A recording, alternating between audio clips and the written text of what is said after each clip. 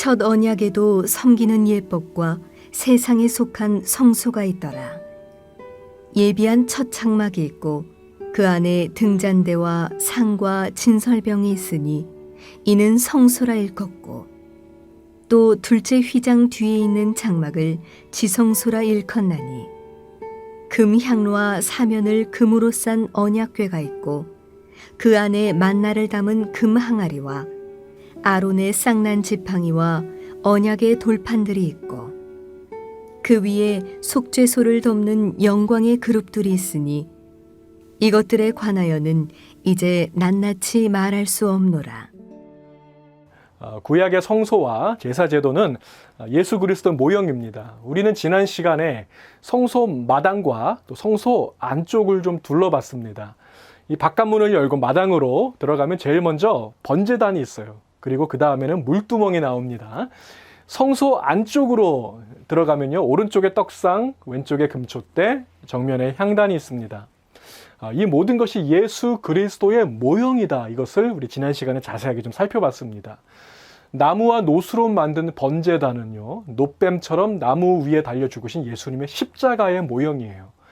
여인들이 쓰는 그 거울로 만든 물두멍은 날마다 우리의 영혼을 들여다보는 성화의 모형인 것입니다. 떡상은 생명의 떡으로 오신 예수님 모형이고, 금촛대는 세상의 빛으로 오신 예수님 모형이죠.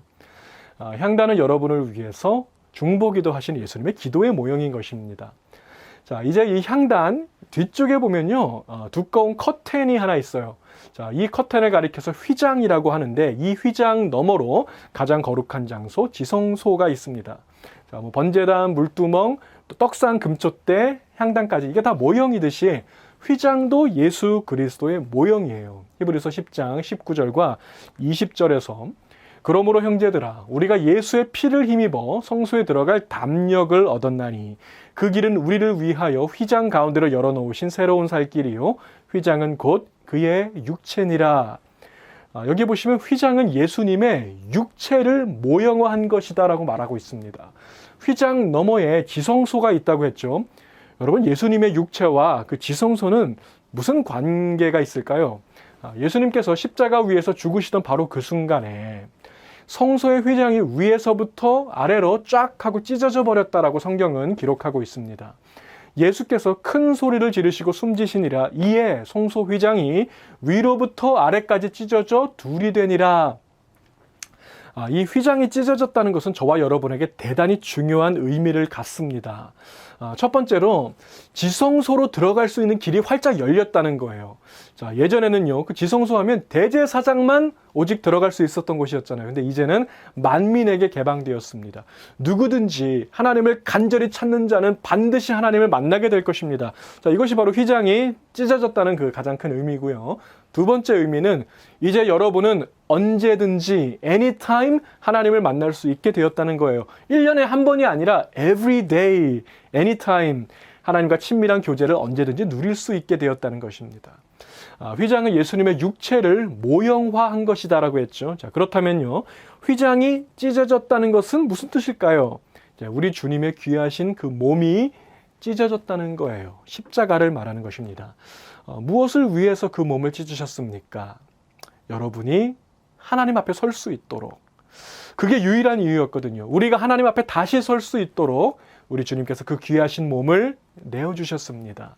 주 안에서 사랑하는 우리 성도 여러분, 주님의 몸이 찢어지심으로 이제 더 이상 휘장은 없습니다. 하나님 앞으로 갈 수 있는 그 길이 여러분 앞에 활짝 열려 있습니다. 자, 그러나 아무리 길이 열려 있다고 하더라도요, 여러분 각자가 그 길을 걸어가지 않으면 그 길은 아무 소용이 없는 거라고요. 우리가 자주 부르는 찬양 중에 이 보혈을 지나라고 하는 찬양이 있죠. 그 가사가 좀 생각이 났어요. 보혈을 지나 하나님 품으로, 보혈을 지나 아버지 품으로, 보혈을 지나 하나님 품으로 한 걸음씩 나가네. 여러분, 여기서 한 걸음이 중요합니다. 한 걸음을 내딛어야 하는 거예요. 저는 탕자가 집에 돌아오는 그 길을 좀 생각해 봤어요. 이 탕자가 집에 갈 때요, 뛰어갔을까요? 아니면 걸어갔을까요? 어쩌면 아주 느린 걸음으로 겨우겨우 마지못해서 걸어가지 않았을까, 그런 생각도 할 수 있는데요. 자, 그러나 느린 걸음이더라도요, 한 걸음 한 걸음 가다 보면 아버지 집이 나오는 거거든요. 아버지는요, 아들이 그 걸어오는 그 모습이 보이자마자 뒤도 안 돌아보고 뛰어나갔을 것입니다. 여러분, 한 걸음씩이라도 하나님 앞으로 가세요. 오늘 한 걸음을 내딛어 보세요. 가다 보면 주님 앞에 서게 될 것입니다. 주님은 여러분을 향해 뛰어오시는 분입니다. 여러분이 한 걸음만 앞으로 가면요, 우리 주님은 100걸음, 1000걸음 여러분을 향해서 달려오실 것입니다. 날마다 주님과 가까워지는 저와 여러분 되시기를, 오늘도 그 한 걸음을 내디디시는 저와 여러분 되시기를 우리 주님의 이름으로 축복을 드립니다. 이제 휘장을 지나서 성소의 심장부 지성소 안으로 한번 들어가 보도록 하겠습니다. 이 지성소 안에는요, 다른 건 없고 상자가 하나 놓여 있어요. 자, 이 상자를 가리켜서 보통 언약궤라고 부릅니다. 성경의 다른 곳에서는요, 증거궤라고도 부르거든요. 언약궤, 증거궤 같은 것인데요. 뭐 어떤 분들은 법궤라고 부르는 분들이 있어요. 근데 사실 법궤라고 하는 용어는 이 원문에는 없습니다. 그 우리 한국어 성경에 딱 한 번 법궤라는 말이 나오는데 그 원문에는 그냥 상자라고만 이게 번역이 되어 있어요. 언약궤 또는 증거궤라고 불러야 맞습니다. 여러분, 상자 뭐 많이 쓰시죠? 여러분, 상자는 뭐에 쓰는 거예요? 중요한 물건을 담을 때 쓰는 거죠. 상자 그 자체보다는 그 안에 뭐가 있는지 그 내용물을 살펴봐야 한다는 것입니다. 요 상자 안에는요, 3가지 중요한 물건이 들어있다라고 했죠. 본문 4절 말씀 보세요. 사면을 금으로 싼 언약궤가 있고 그 안에 만나를 담은 금 항아리와 아론의 쌍난 지팡이와 언약의 돌판들이 있고, 자, 3가지 물건 뭐예요? 만나가 든 항아리, 아론의 쌍난 지팡이, 그리고 십계명 돌판인 것입니다. 요 3가지가 상자 안에 들어있고 그 위에는 뚜껑이 하나 덮여 있어요. 자, 이 뚜껑이 대단히 중요합니다. 이 뚜껑의 이름은 속죄소예요. 상자는 언약궤, 자, 뚜껑은 속죄소. 자, 이게 조금 어렵지만 앞으로 자주 나오니까 가능하시면 요 2가지는 꼭 외우시기 바랍니다. 언약궤와 속죄소입니다. 자, 이 속죄소는 죄를 속하는 장소라는 뜻이에요. 죄를 속하는 장소, 속죄소. 자, 바로 이곳에서 죄사함이 선포되었다는 것입니다. 그 뚜껑 위에서예요.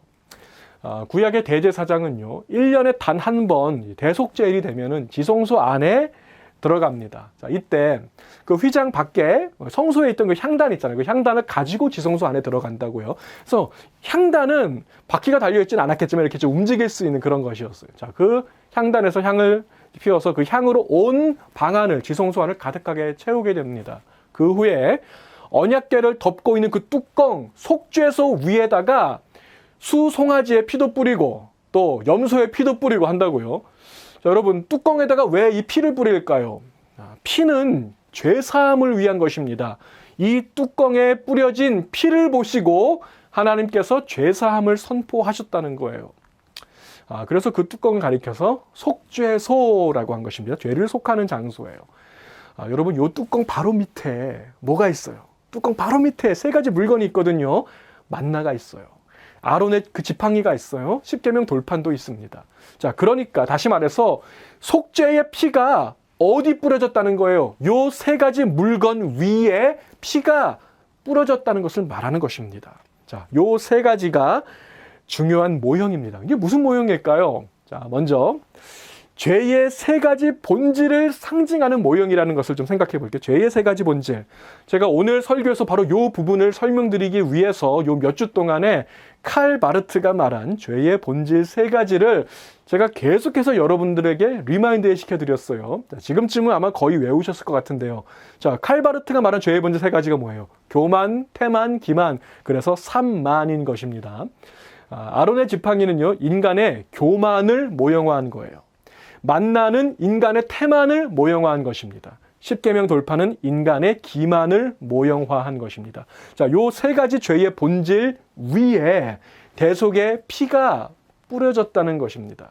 여러분의 교만과 여러분의 태만과 여러분의 기만 위에 우리 주 예수님의 귀하신 그 피가 보혈이 뿌려지고 하나님의 용서가 선포되었다는 것입니다. 그 장소가 바로 속죄소예요. 자, 첫 번째 물건부터 좀 살펴보죠. 첫 번째 물건은 아론의 쌍난 지팡이에요. 자, 이것은 인간의 교만을 모형화한 것입니다. 민수기 16장과 17장에 보시면은 아론의 쌍난 지팡이 사건이 나와요. 하나님께서 이제 출애굽한 그 이스라엘 백성들이 굉장히 많았잖아요. 그래서 지도자가 필요했다고요. 모세를 백성 전체의 지도자로 세우셨습니다. 그리고 아론을 대제사장으로, 그러니까 요즘으로 말하면 어떤 영적인 지도자로 세웠다는 것이죠. 자, 그런데 백성들 중에는요, 어떤 사람들은 이걸 좀 못마땅하게 생각했어요. 아니, 아론하고 모세만 리더냐? 우리도 지도자가 될 수 있다. 그러면서 좀 그들의 리더십을 의심하고 했습니다. 자, 이스라엘 각 지파의 지휘관급 250여 명이 모세와 아론의 리더십에 의문을 제기했을 때 하나님께서 그들을 심판하시는 장면이 기록되어 있어요. 자, 민수기 16장은 하나님께서 모세의 리더십을 세워주시는 장면이에요. 17장은 하나님이 이제 아론의 리더십을 또 세워주시는 장면이 기록되어 있습니다. 자, 여기에서 하나님이 아론을 어떻게 보호해 주시고 높여 주시냐면요, 이스라엘의 그 12지파의 12명의 지도자들이 갖고 있는 지팡이들을 모아서 언약궤 앞에 갖다 두어라. 또 레위 지파는 아론의 지팡이를 언약궤 앞에 갖다 두어라. 자, 민수기 17장 4절을 보세요. 내가 택한 자의 지팡이에는 싹이 나리니 이것으로 이스라엘 자손이 너희에게 대하여 원망하는 말을 내 앞에서 그치게 하리라. 자, 여기에서요, 누구의 지팡이에서 싹이 났을까요? 아론의 싹난 지팡이니까 당연히 아론의 지팡이에서 싹이 났다는 거예요. 자, 아론의 싹난 지팡이 사건은 이스라엘 백성들이 스스로 높아져서 교만해졌을 때 하나님께서 그들을 겸손하게 낮추신 사건을 말하는 것입니다. 아론의 싹난 지팡이는 모형입니다. 인간의 교만을 상징하는 모형이죠. 이 지팡이 위에 피가 뿌려졌습니다. 우리의 교만한 마음 위에 예수님의 보혈이 덮였다는 것입니다. 그 피가 우리의 교만을 덮었습니다. 그랬기 때문에 하나님이 보실 때는요, 자, 교만이 안 보이고요, 그 교만 위에 덮여있는 피가 보이는 거라고요. 그 피를 보시고 하나님께서 여러분의 죄사함과 용서를 선포하셨음을 믿으시기 바랍니다. 자, 그런가 하면 이제 두 번째로 언약궤 안에 들어있는 물건은요, 뭐예요? 만나가 든 항아리입니다. 자, 이 만나는 죄의 본질 세 가지 중에서 태만을 모형화한 거예요. 광야 40년 동안 매일 새벽마다 하나님께서는 이제 기적의 양식을 베풀어 주셨어요. 그게 뭐죠? 만나죠. 어떤 목사님이 아주 우스갯소리로 이런 말씀 하시더라고요. 이스라엘 백성들이 이제 만나가 내린 그 첫날에 밖에 나가보니까 못 보던 게 있는 거예요. 그래서 이게 뭐지? 이게 만나, 그래서 만나가 됐다는 그런 얘기도 있는데, 자, 하나님은 40년 동안 신실하게 일하셨습니다. 먹이시고 돌보시고 공급자가 되어주시고 굶게 하지 않으셨습니다. 자, 그런데 이스라엘 백성들은 어땠어요? 그들은 하나님의 양식을 거부했습니다. 애굽의 양식을 막 그리워했다고요. 민수기 11장으로 한번 가보겠습니다.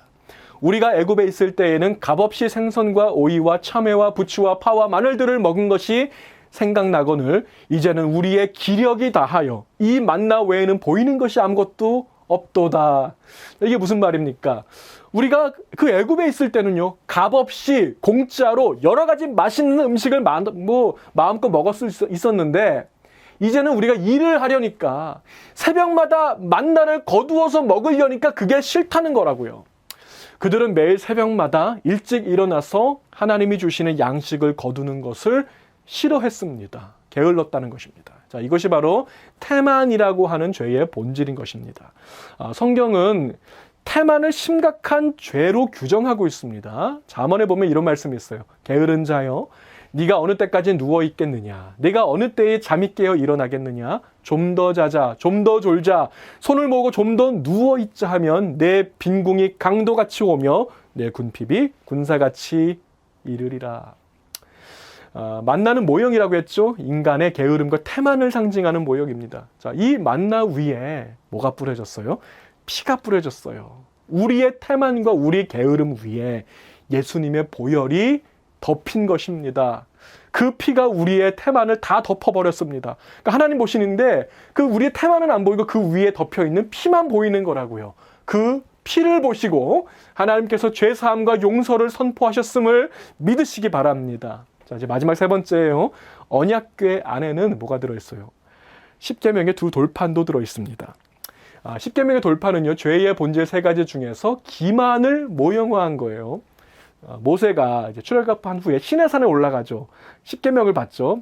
하나님께서 돌판 두 개를 친히 준비하시고 직접 십계명을 하나님이 직접 써주셨어요. 자, 하나님이 손가락으로 직접 글을 써주신 거니까 그게 얼마나 귀한 것입니까? 자, 모세는 한시라도 빨리 내려가서 그 이스라엘 백성들에게 그 돌판을 좀 보여주고 싶었다고요. 자, 그런데 모세가 그걸 가지고 내려오다가 어떤 광경을 보게 됩니까? 자, 백성들이 금송아지를 만들어서 거짓된 신을 하나 만들어 놓고 우상 숭배하는 모습을 보게 된 것입니다. 이 금송아지가 바로 너희를 애굽 땅에서 인도해 주신 하나님이다. 자, 말도 안 되는 거짓말이죠. 이 거짓말을 백성들이 다 믿고 금송아지를 섬겼다고요. 자, 10계명에서 첫 번째 계명이 뭐예요? 너는 내 앞에서 다른 신을 내게 두지 말라. 두 번째 계명은 뭐예요? 우상을 만들지 말고 절하지 말고 섬기지도 말라. 세 번째 계명 뭐예요? 하나님의 이름을 망령되게 일컫지 말라. 자, 이스라엘 백성들은 거짓된 신을 만들어서 절하고 섬기고 하나님의 이름을 욕되게 했다는 것입니다. 자, 모세가 화가 나서 막 분노한 나머지 그 10계명 돌판을 막 산 아래로 던져가지고 깨트려 버린다고요.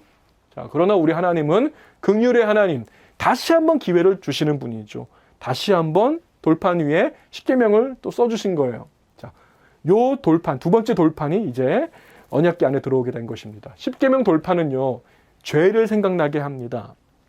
무슨 죄일까요? 거짓과 기만이라고 하는 죄의 본질이죠.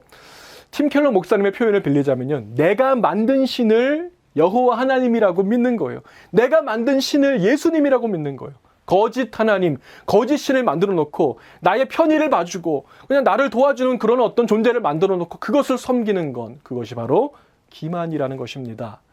10계명 돌판도 모형입니다. 인간의 기만을 상징하는 모형인 것입니다. 자, 이 돌판 위에 피가 또 뿌려집니다. 우리의 기만과 우리의 거짓 위에 예수 그리스도의 피가 뿌려진 것입니다. 그 피가 우리의 거짓을 다 덮어버렸다고요. 하나님이 보시니까 그 피만 보이고 그 피 밑에 깔려있는 우리의 그런 거짓 때문에 보이지 않았던 것이죠. 하나님께서 죄사함과 용서를 피만 보고 선포하셨음을 믿으시기 바랍니다.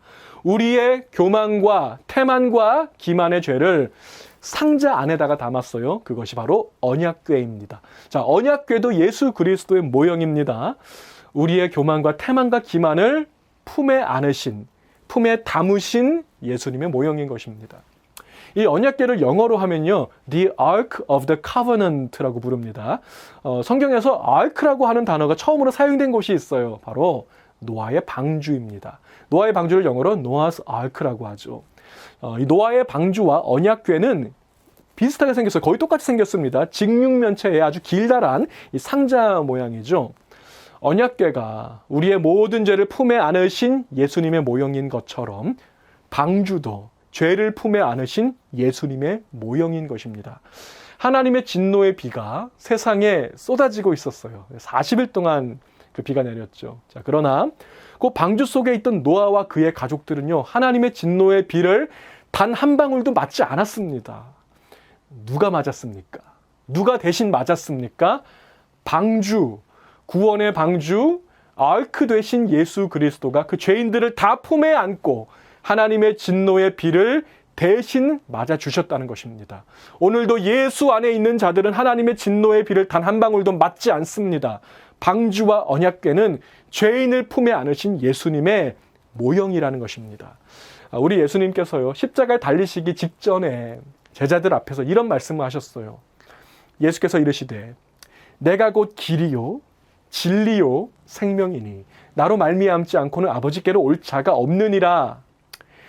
예수님은 길이십니다. 또 예수님은 진리가 되십니다. 예수님은 생명이십니다.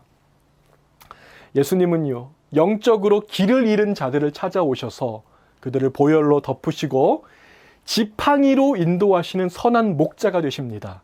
예수님은 교만의 그 지팡이를 길로 바꿔주셨습니다. 예수님은 십계명을 범한 그 죄인들을 또 찾아오셔서 보혈로 덮어주셨습니다. 예수님은 진리의 말씀 그 자체가 되십니다. 요한복음 1장 14절에서 말씀이 육신이 되어 우리 가운데 거하심에 우리가 그의 영광을 보니 아버지의 독생자의 영광이요 은혜와 진리가 충만하더라. 거짓의 돌판을 진리로 바꿔주셨습니다. 예수님은 또 만나를 거부한 그 죄인들까지 찾아오셔서 보혈로 덮으시고 생명의 떡을 주시는 분입니다. 태만의 만나를 생명의 떡으로 바꿔주셨습니다. 여러분, 예수님을 통하지 않고는 아버지께로 올 자가 없습니다. 교만한 자도 태만한 자도 기만한 자도 예수님을 통해야 아버지께로 갈 수 있는 거예요. 예수님만이 길이시며 진리가 되시며 생명 되심을 믿으시기 바랍니다. 자, 이것으로 성소를 모두 마쳤습니다. 구약의 성소, 지성소 모두 예수 그리스도의 모형입니다. 번제단은 십자가, 물두멍은 성화의 거울, 떡상은 생명의 떡, 금촛대는 세상의 빛, 향단은 예수님의 중보기도, 휘장은 뭐예요? 예수님의 찢어진 육체, 속죄소에 뿌려진 그 피는 예수님의 보혈입니다. 언약궤는 죄인들을 꼭 품에 안으신 예수님의 품입니다. 만나와 지팡이와 십계명 돌파는 우리의 교만과 태만과 기만을 바꾸셔서 길과 진리와 생명으로 인도하시는 예수님의 사역의 모습인 것입니다. 주 안에서 사랑하는 우리 성도 여러분, 오늘 우리가 살펴본 많은 것들 중에서 이 중에서 여러분은 어떤 예수님 모형이 가장 기억에 남으십니까? 이 중에서 하나라도 없으면요, 여러분은 하나님 앞에 결코 서지 못할 것입니다. 그래서 예수님이 다 하셨습니다. 우리 주님이 다 하셨다고요. 이제 우리가 해야 할 일은요, 하나밖에 없어요. 예수님을 믿고 예수님을 찬양하는 것입니다. 그분께서 하신 이 놀라운 일들을 찬양하고 경배하는 것입니다. 예수님은 완벽한 제사를 드리셨습니다. 우리는 최고의 예배를 주님께 드립시다. 기도하시겠습니다. 사랑과 은혜가 풍성하신 하나님 아버지 감사합니다. 아버지, 성소와 지성소, 구석구석까지 흐르고 있는 예수님의 보혈과 예수님의 그 놀라우신 사랑이 오늘도 우리의 마음 가운데 흘러들어옵니다. 속죄소에 뿌려진 예수님의 피가 그것을 넘어서 우리의 심령 깊숙한 곳까지 오늘도 흘러옴을 느낍니다. 아버지, 예수님께서 다 하셨음을 인하여 주님께 감사와 찬양을 드립니다.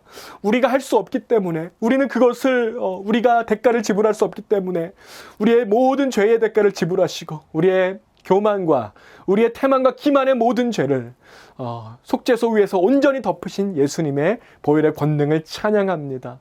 길과 진리 생명 되신 주여, 오늘도 우리의 목자 되셔서 우리를 인도해 주시고 진리의 말씀 가운데로 우리를 사로잡아 주시며 오늘도 우리의 생명 되셔서 생명의 떡으로 풍성하게 하여 주시옵소서.